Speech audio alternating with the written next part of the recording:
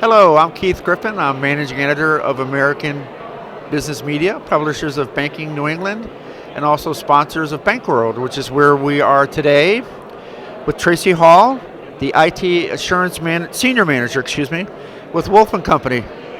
Tracy, thanks for joining us. Thank you for having me. Tell me a little bit about Wolf & Company. They were sponsor of last night's New Leaders in Banking, which was a great show. What services do you provide to financial institutions? Sure. So Wolf & Company has been around for over 100 years, started as a typical CPA firm and is now much more than a CPA firm. In fact, our risk management services group is the largest group within our organization, and that's where I sit. Okay. So internal audit, compliance, IT assurance services, which includes business continuity, which I head up that practice. Okay. Leads to our next question.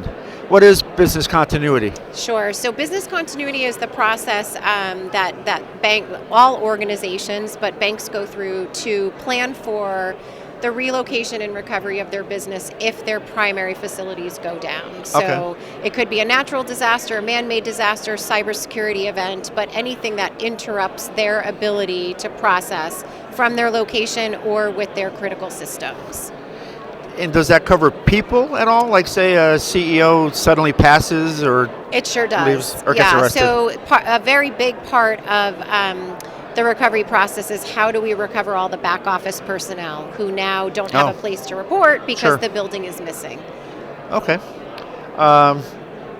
So I understand, and you'll be talking about this later today, there's been some new guidance released on business continuity planning. That's correct, right? And so what was released? Could you fill us in a little bit about that guidance? Sure. So the FFIEC has handbooks specific to different areas that you would review within your organization, different guidance as to what should be covered in that particular practice. So back in November, they did release a brand new handbook specific to business continuity planning. They're calling it Management Now. So I'll be speaking about that today at 1 o'clock and just going through the changes within the handbook to make it easier for companies to digest. Without giving away your whole talk, because we don't have quite that much time, what are some of the top 3 or 4 highlights maybe of the new guidelines?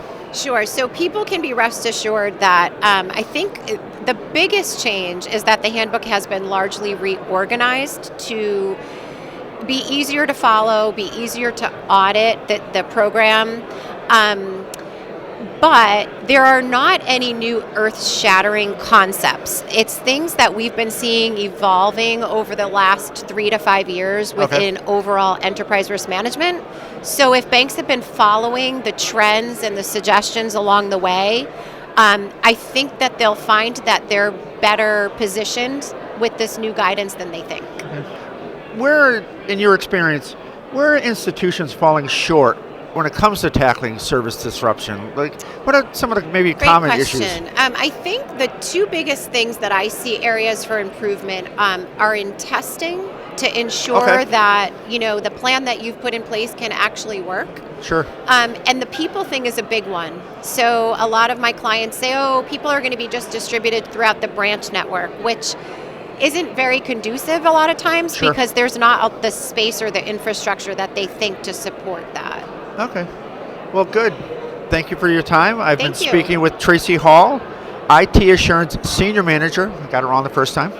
Wolf & Company. My name's Keith Griffin from MBCP Media, and thanks again for joining us. Thank you. Okay. Great. Thank you.